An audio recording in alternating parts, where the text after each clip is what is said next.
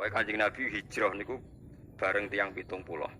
Terus Kanjeng Nabi awal nyuruh tiyang hijrah teng Madinah niku tiyang 70. Sebagian pun teng kene Habasyah, teng kene Ethiopia. Sing dipimpin kalian Ja'far bin Abi Thalib, terus adikipun Sayyidina Ali.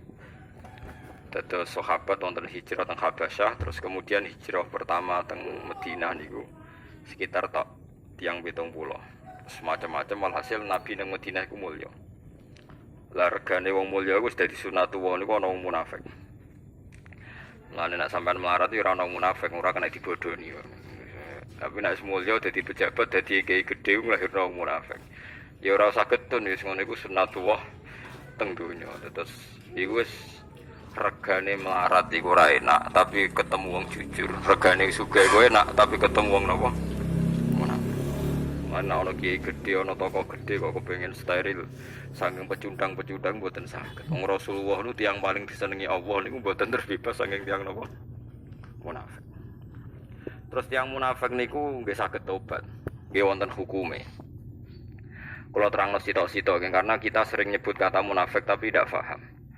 Munafik itu level-levelan, ada level paling ekstrim. Gini ku sing finar, niku sing nganti ora iman bi awalan rasul. Jadi pura-pura iman, tapi hakikate ra iman. Niku sing disebut innal munafiqina wa fid darkil asfali napa inanar.